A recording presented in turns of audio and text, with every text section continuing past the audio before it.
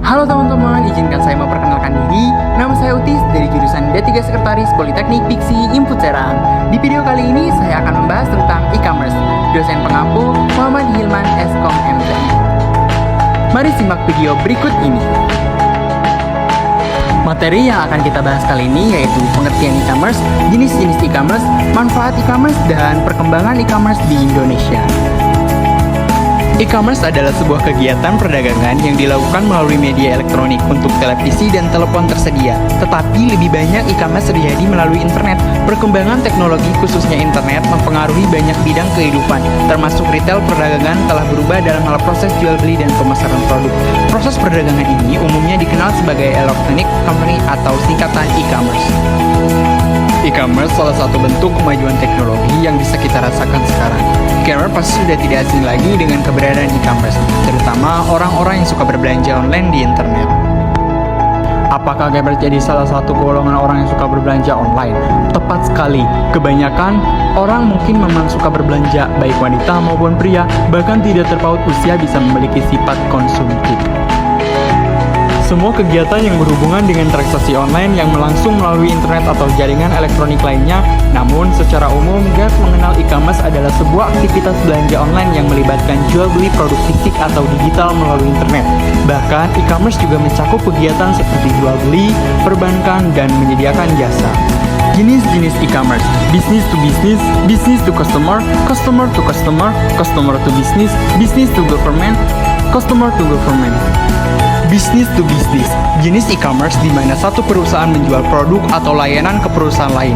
Dalam model e-commerce ini, pembeli biasanya memesan barang dalam jumlah banyak.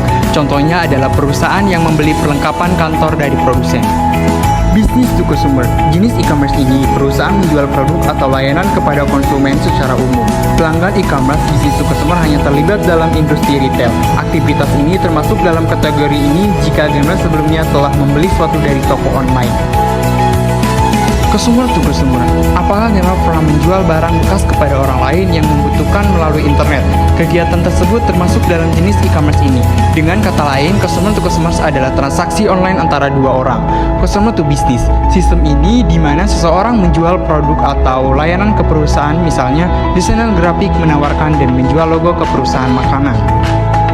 Customer to government, jenis e-commerce yang bekerja seperti customer to business, namun transaksi dilakukan oleh individu dan lembaga pemerintah e-commerce. Dengan model customer to government jarang ditemukan di Indonesia. Jenis transaksi yang terjadi biasanya berupa jasa.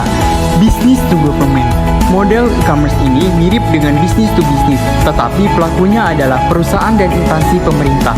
Contohnya, business to government adalah layanan pembuatan website untuk sistem manajemen online.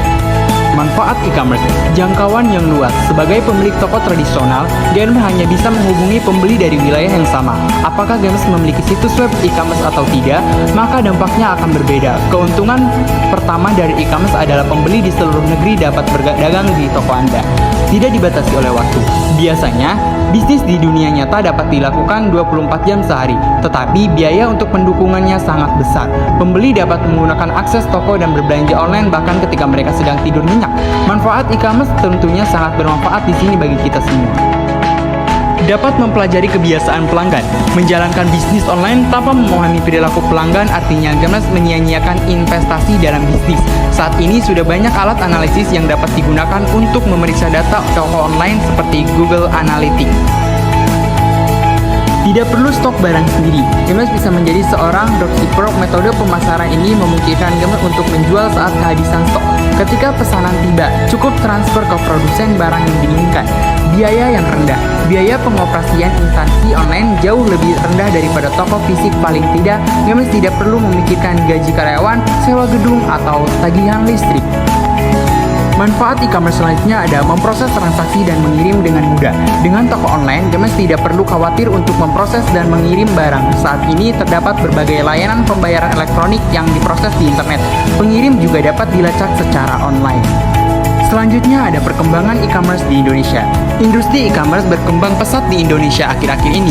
Faktanya, negara kita adalah salah satu dari 10 negara teratas dengan e-commerce dengan pertumbuhan tercepat di dunia. Pada tahun 2018 saja, e-commerce Indonesia tumbuh 78% dari jumlah tersebut. 17,7% disebabkan oleh pembelian tiket dan travel hotel. Mungkin itu saja materi yang dapat saya sampaikan. Kurang dan lebihnya saya mohon maaf. Jangan lupa like, comment, and subscribe. Terima kasih.